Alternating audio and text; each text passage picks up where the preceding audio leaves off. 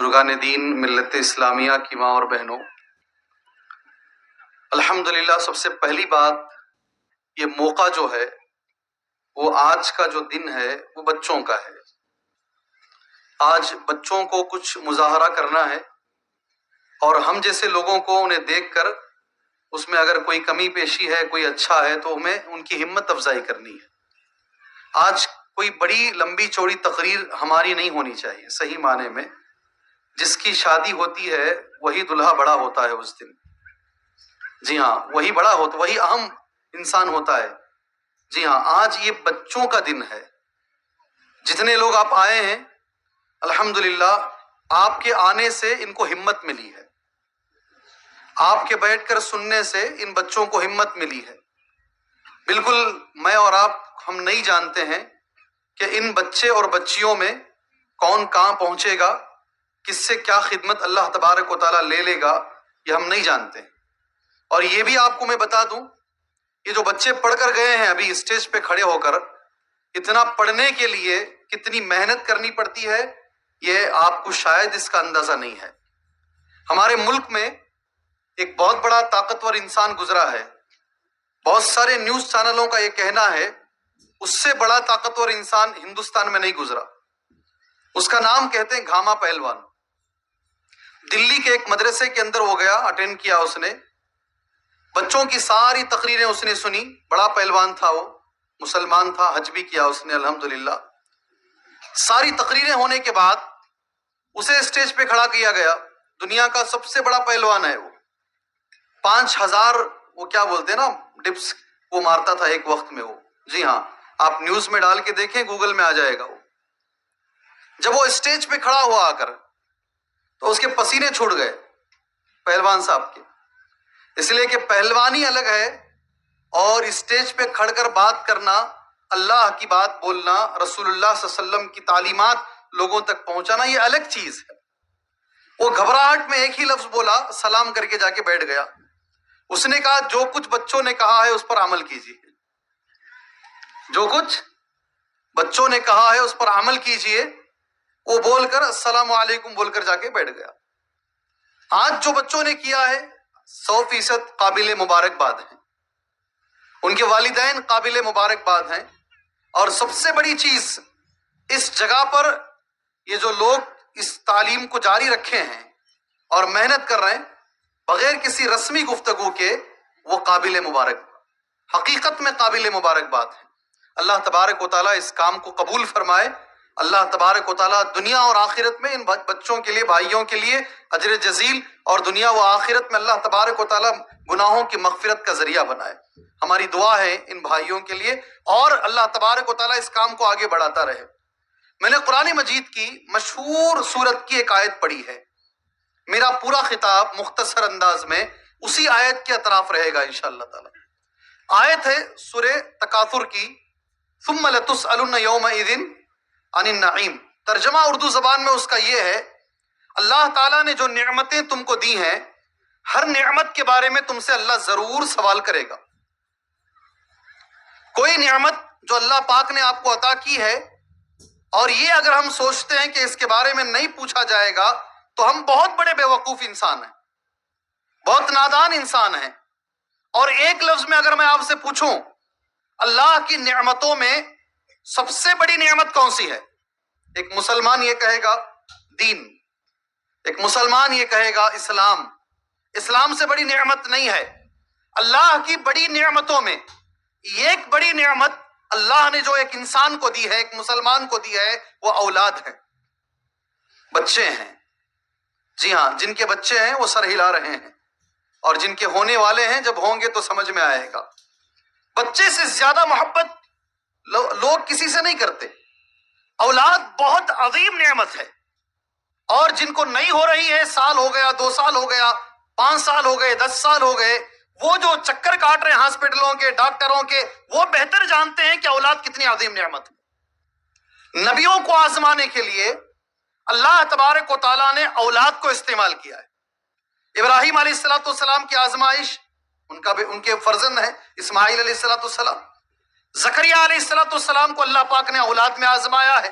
لمبی عمر تک اللہ تعالیٰ نے اولاد عطا نہیں فرمائی، اور اولاد بھی دی اور نام کے ساتھ بھی دے دیا۔ ہمارے نبی صلی اللہ علیہ وسلم کو اللہ پاک نے اولاد کے سلسلے میں آزمایا ہے۔ آپ کے ایک فرزند ابراہیم، نبی کریم صلی اللہ علیہ وسلم کے بیٹے، آپ کے گود میں انتقال ہوئے ہیں۔ اللہ تبارک و تعالیٰ نبیوں کی آزمائش کے لیے اللہ نے اولاد کو استعمال کیا ہے، نبیوں کی آزمائش والے۔ اگر یہ اولاد نیک ہیں تو پھر اس اولاد کا فائدہ، ان اولاد کا فائدہ ہمیں دنیا میں بھی ہوگا، قبر میں بھی ہوگا، روز قیامت میں بھی ہوگا، اور جنت میں بھی ہوگا۔ کہاں تک چلے گا فائدہ؟ یہ کہاں تک چلے گا جی؟ سٹارٹ کہاں سے ہوتا ہے؟ دنیا سے۔ کہاں سے؟ دنیا سے۔ اگر یہ نیک بن جائیں انشاءاللہ تعالی، ان کو دیکھ کر آنکھیں ٹھنڈی ہوتی ہیں، اور قبر میں اللہ تبارک و تعالیٰ ان بچوں کی وجہ سے قبر میں اللہ تعالیٰ فائدہ پہنچائے گا۔ اور قیامت کے روز نبی کریم صلی اللہ علیہ وسلم فرماتے ہیں سبحان اللہ، وہ چھوٹے چھوٹے بچے جو سبحان اللہ بچپن میں مر گئے ہیں، اپنی ماں کا کرتا پکڑ کر، اپنی ماں کا لباس پکڑ کر جنت میں لے کر جائیں گے۔ اور بچی اگر نیک ہو گئی، صحیح علم اس کو مل گیا، کتنا بڑا فائدہ ہے میرے بھائیوں۔ اللہ کے نبی فرماتے ہیں صلی اللہ علیہ وسلم من ابتلی من هذه البنات، بچیوں کی جو اچھی تربیت کرتا ہے اور اس کے بارے میں جو بھی تکلیفیں آتی ہیں برداشت کرتا ہے، کتنا بڑا فائدہ ہے ایک انسان کے لیے، مسلمان کے لیے۔ جہنم کی آگ اور والد کے بیچ میں یہ بچی پردہ بن جاتی ہے، وہاں تک فائدہ ہے۔ اللہ کے رسول صلی اللہ علیہ وسلم نے یہ بھی فرمایا، آدمی مر جاتا ہے، عمل ختم ہو جاتا ہے، عمل کا سلسلہ ختم ہو گیا جس دن آدمی مر گیا، مگر تین چیزیں اللہ کے نبی فرماتے ہیں وہ جاری رہتی ہیں، اس کے ذریعے سے ثواب پہنچتا رہتا ہے۔ اس میں پہلے نمبر پر جو نبی فرماتے ہیں صلی اللہ علیہ وسلم، ولد صالح یدعو لہ، آپ کے مرنے کے بعد آپ کا نیک بچہ جسے آپ نے نیک بنایا ہے، سبحان اللہ، اس کے ذریعے سے آپ کے مرنے کے بعد بھی یہ فائدہ آپ کو پہنچتا رہے گا۔ ولد صالح یدعو لہ، یدعو لہ۔ اور جنت میں ہماری خواہش تو یہ ہوتی ہے جو بھی خوشی ہو بچوں کے ساتھ ہو۔ بغیر بچوں کے اگر گھر میں کھانا بھی اچھا پکتا ہے تو ہمیں اچھا نہیں لگتا، ہم سوچتے ہیں فلاں بیٹا قریب نہیں ہے، دور ہے۔ اولاد اگر نیک ہو اور جنت میں مقام اونچا ہو تو اولاد ماشاءاللہ اللہ تبارک و تعالیٰ کے پاس سفارش کر کر باپ کو اور ماں کو اپنے درجے میں بلا لیتی ہے۔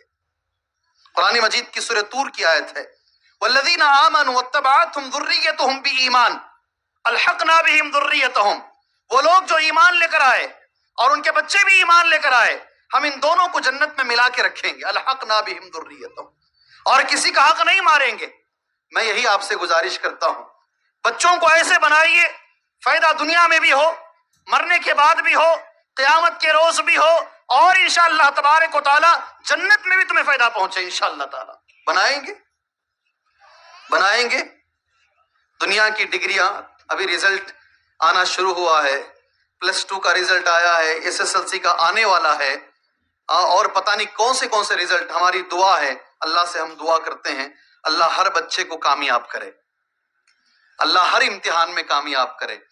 مگر میرے بھائی، اس امتحان میں کامیابی پر خوشی منانے والے لوگ، اور یہ جو امتحان ہے، یہ جو قرآن کی تعلیم ہے، حدیث کی تعلیم ہے، اور اسے وہ اہمیت نہیں دینے والے لوگ جو دیتے ہیں اللہ قبول فرمائے، جو نہیں دے رہے ان کے لیے میں کہہ رہا ہوں، اسکول کی تعلیم صبح شام صبح شام صبح شام، اور یہ جو تعلیم ہے جسے پڑھنے کے بعد بچے کے ذہن میں یہ بیٹھتا ہے کہ ماں کے پیروں کے نیچے جنت ہے، یہ تعلیم سکھاتی ہے، یہ تعلیم سکھاتی ہے باپ جنت کا بیچ کا دروازہ ہے، یہ تعلیم سکھاتی ہے باپ راضی ہے تو اللہ راضی ہے، اللہ راضی ہے تو جنت میں داخلہ ملے گا، یہ تعلیم سکھاتی ہے سبحان اللہ کہ بڑوں کا حق، بڑوں کا ادب، چھوٹوں پہ رحم، یہ تعلیم سکھاتی ہے۔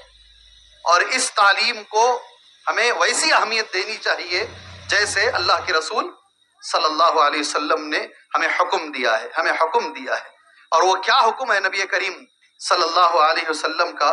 قرآن کی ایک آیت اور ایک حدیث آپ بھائیوں کے حوالے کر کر بچوں کی تربیت پر 1-2 باتیں مجھے آپ سے شیئر کرنی ہے۔ اس سے پہلے بچوں کے مسئلے میں بڑے بڑے پیغمبر ڈرتے رہے ہیں کس کے مسئلے میں؟ بڑے بڑے پیغمبر بچوں کی تربیت کو لے کر، بچوں کے صحیح ہونے کو لے کر بڑے بڑے انبیاء ڈرتے رہے ہیں۔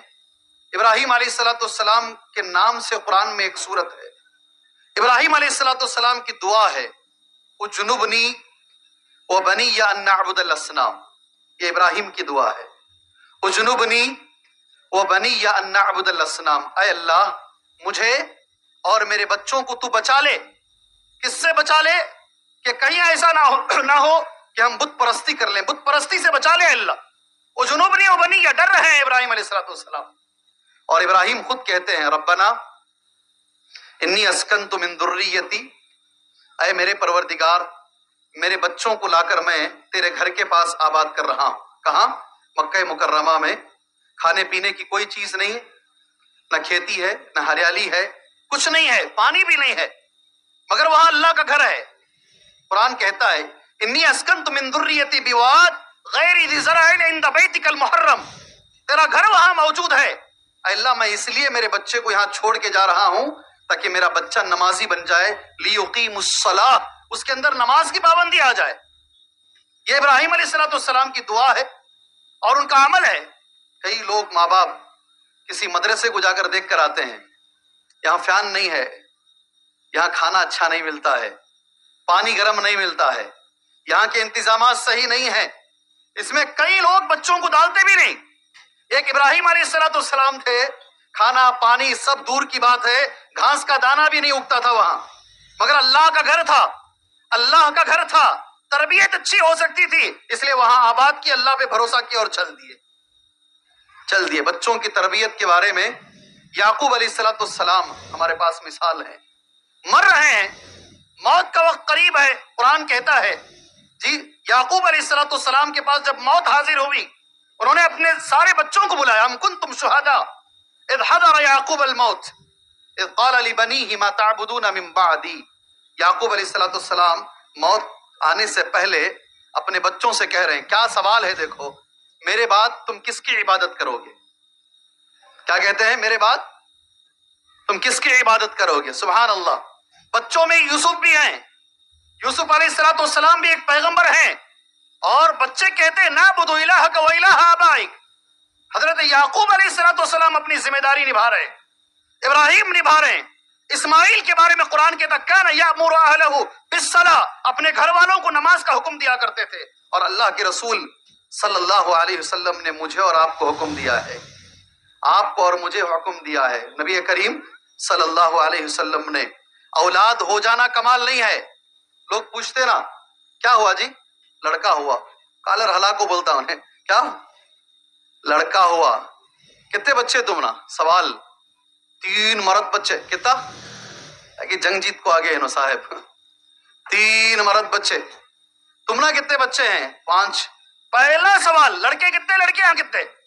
4 لڑکیاں، ہارٹ اٹیک آ جائیں گے اسے۔ ہاں جی کیسا پوچھتا ہے 4، گویا کہ سارا دنیا کا بوجھ اس کے سر پہ ڈال دیا گیا ہے۔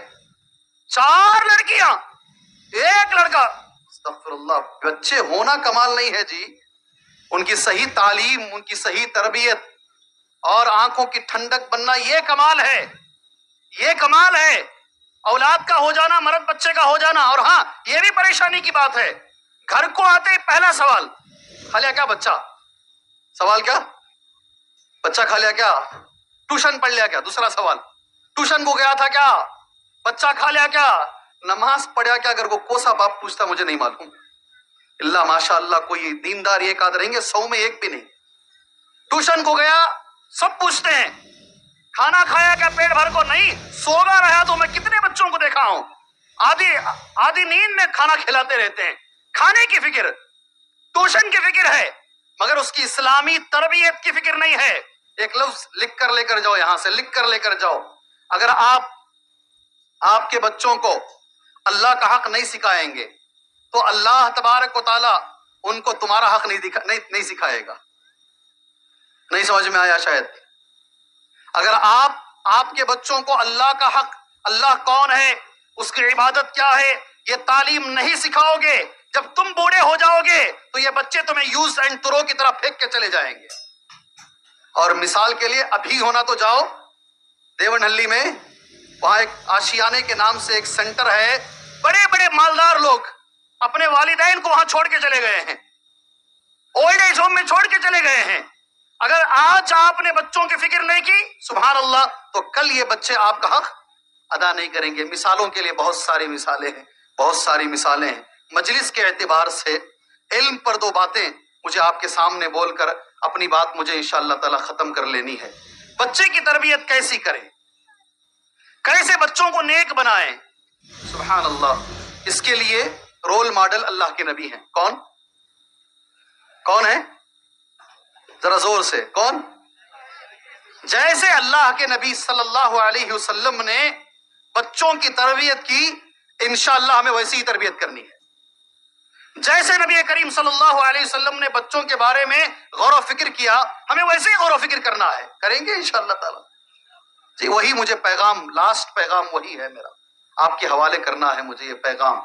اور اللہ کے نبی صلی اللہ علیہ وسلم نے جو تربیت کی حدیثوں میں موجود ہے.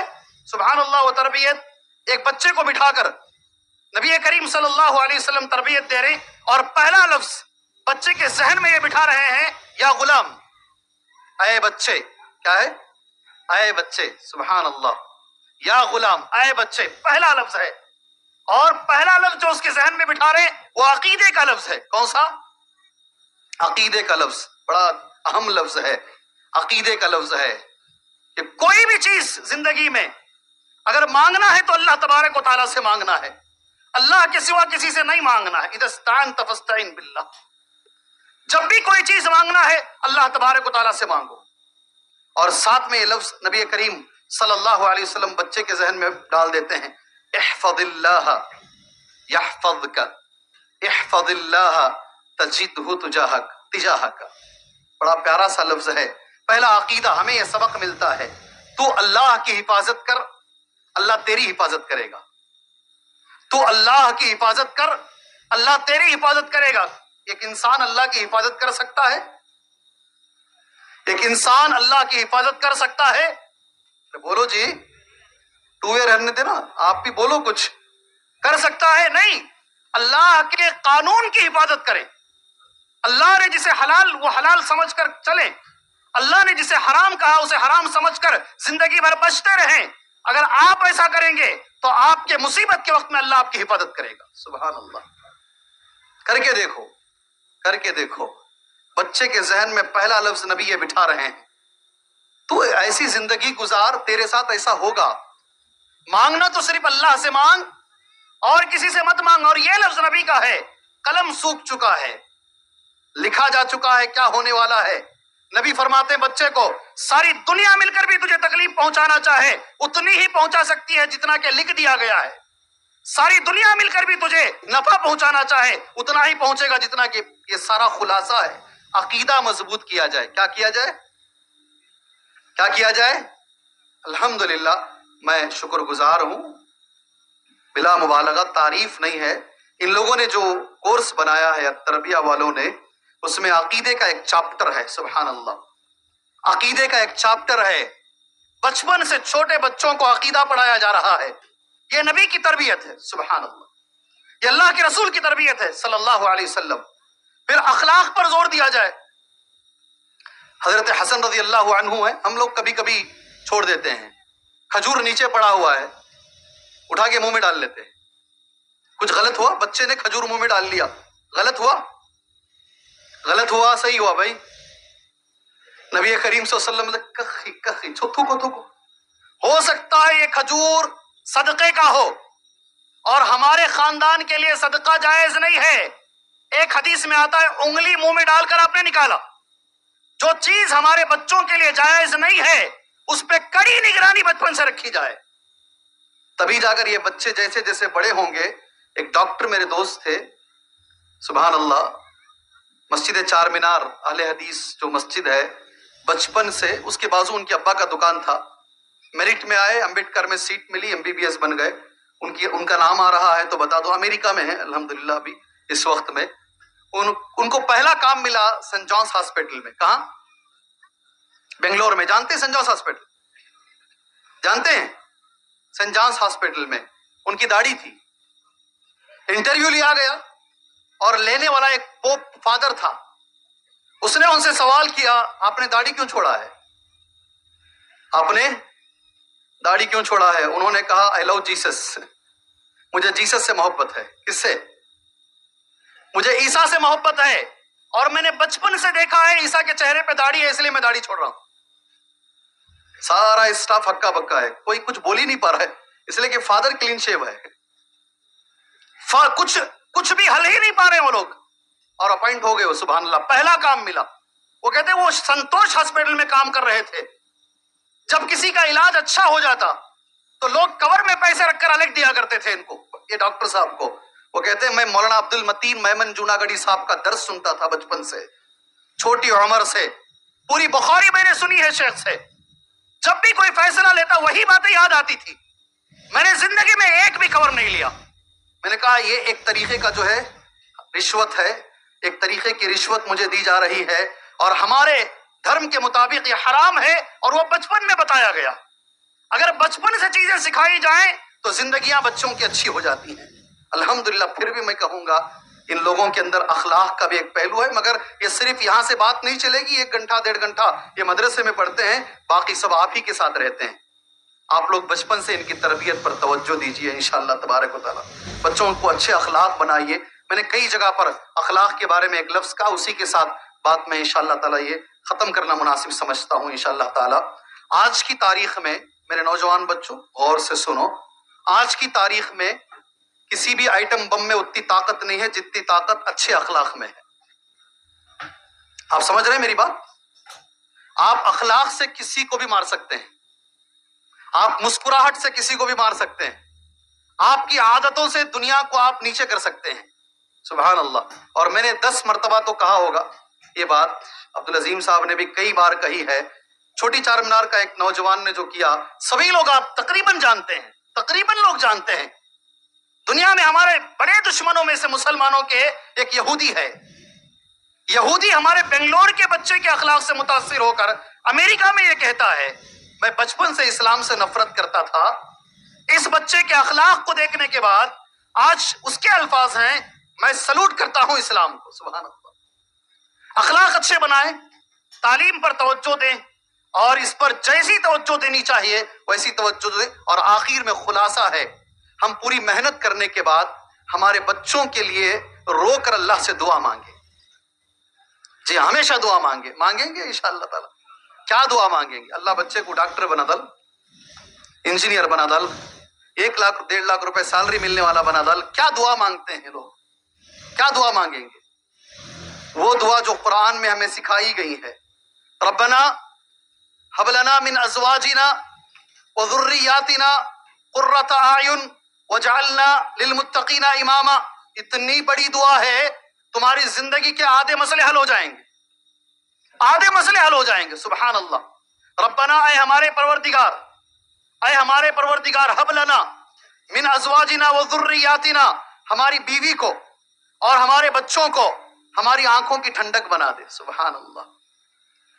ہماری آنکھوں کی ٹھنڈک بنا دے. ربنا حب لنا من ازواجنا وذریاتنا، نام بیوی کا رہا ہے. اس لیے ایک چیز آپ کے حوالے کروں گا، میں کر بات ختم کروں گا.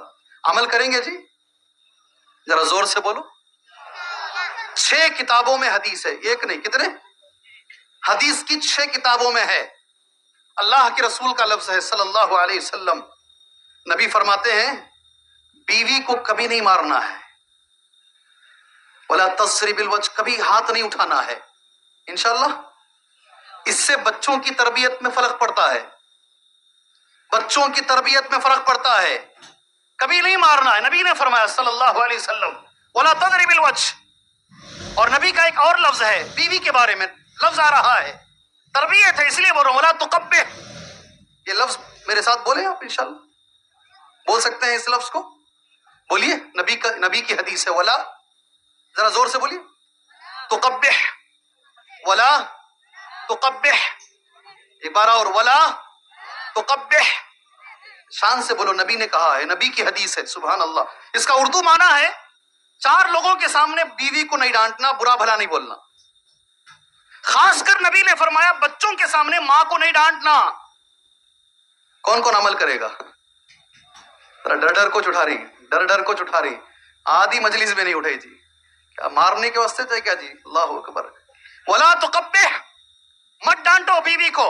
वला तहजुर इल्ला फिल बैत, बीवी का जिक्र आ रहा है, वो आंखों की ठंडक बनेगी इंशाअल्लाह ताला। हमारा हक हम अदा करें, हमारा हक। कई बच्चे हमारे पास आते हैं, 30-30 साल हो गए शादी होकर, आज भी मारा तोड़ी चल रही है, जानवरों की तरह पीटते हैं। अल्लाह हिफाजत फरमाए, अल्लाह हिफाजत फरमाए। अल्लाह मेरी बीवी को, हमारे बच्चों को आंखों की ठंडक बनाए। इसका तर्जमा है, बात खत्म नहीं। उसके बाद का लफ्ज देखो, वजअलना लिलमुत्तकीना इमामा, अल्लाह मुझे, हमें मुत्तकियों का इमाम बना। मुझे भी इतना नेक बना कि मैं बच्चे को बोलूं जा नमाज पढ़ और मैं टीवी देखता रहूं, ऐसा नहीं। इससे बच्चा कभी नहीं सुधरेगा। मैं भी नेक बनूं और मेरी बीवी भी नेक बने और बच्चा भी नेक बने। अल्लाह से मैं दुआ कर कर बात खत्म कर दूं। अल्लाह तबारक व तआला हमें कहने से ज्यादा, सुनने से ज्यादा अल्लाह हमें अमल की तौफीक अता फरमाए। अल्लाह तबारक व तआला आने वाले दिन फितनों के दिन हैं और परेशानियों के दिन हैं। अल्लाह इन बच्चों के दीन को मजबूत करे। अल्लाह तबारक व